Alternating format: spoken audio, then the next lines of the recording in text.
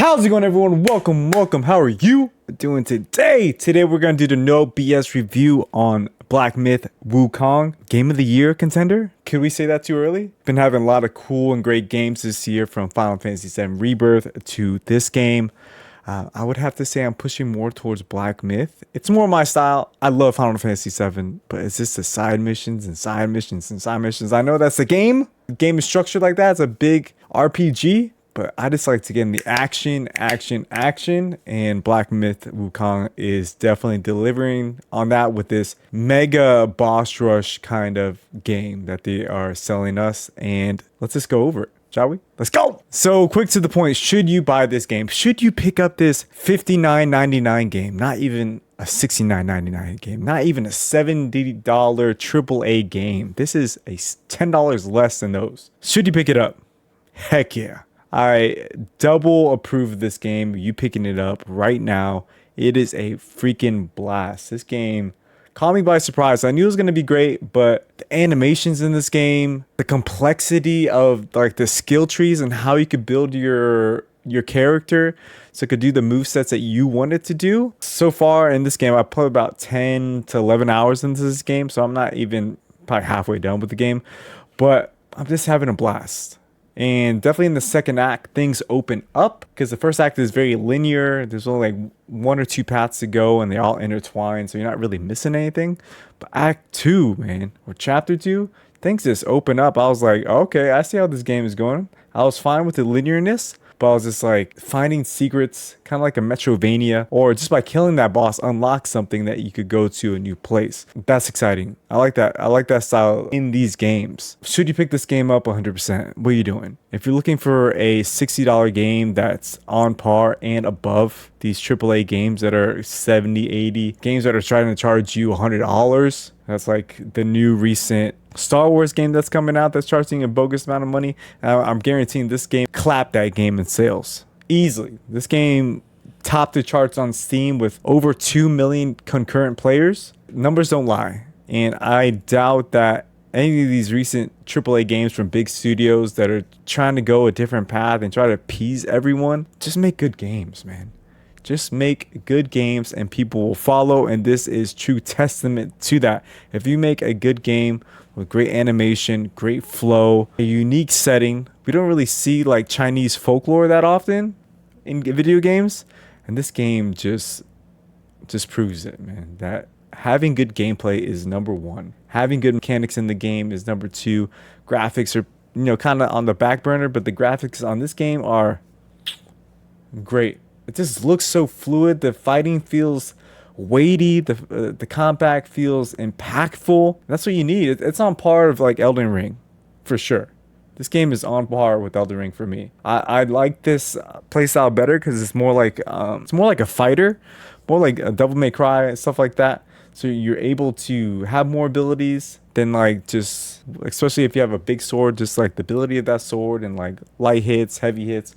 You're able to flow around. You're able to like customize your weapons. You're ready to transform into new things. I prefer this game style better than Elden Ring, but Elden Ring is just solid. It's a league of its own, But this is like my preferred like play style. It's kind of more like a fighting game-esque feel to it than Elden Ring is. I don't know what else to say about this game. Mechanics, great skill tree leaves things so that you could create the character and the style of play that you want to play. You also have like magic abilities that you could level up, and right now I'm doing like the snap where I'm able to freeze the enemy, and I spec into it so I do a lot more damage when I do freeze them, and if I continue to freeze them, the freeze lasts longer. So I'm trying to expose that element to it. Also, I gotta say, the enemy variety in this game is crazy. You don't see reskins. I saw like one probably reskin out of the many bosses,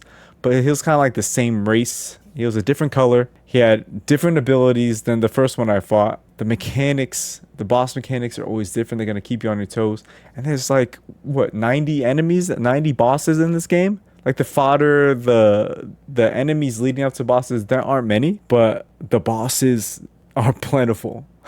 So that's why I say it's kind of like a boss rush game. And a lot of people agree. A lot of people agree that this game is more of a God of War-esque type game than a Souls-like game. I can see that too. And this like load screen that you have to walk through a tight narrow space is very Final Fantasy load screen and God of War's load screen. So they hide it in there, like the load screen is in there.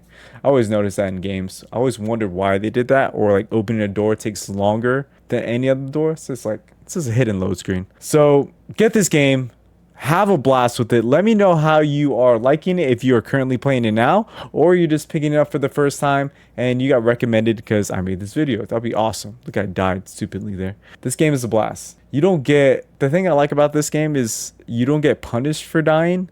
Like in a Souls game where you have to go pick up your souls again, and you could respec at no cost. So if you want to switch up your build at any time after you get level ups, like you have to get sparks, which are called level ups, and you get to respec anytime you want as long as you go to one of these altars. Respecing is amazing. They should allow respecing to happen more freely than like Elden Ring, where you have to like find things. You have to find a certain item to respec. They should just let respec happen more freely. I feel like you open the horizons for more ways to play the game, in my opinion. It's just like, okay, you had fun with this build, let me try something new.